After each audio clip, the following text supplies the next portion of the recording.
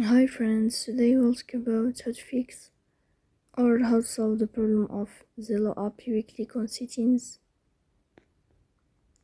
Here you can click on apps, default apps, app settings.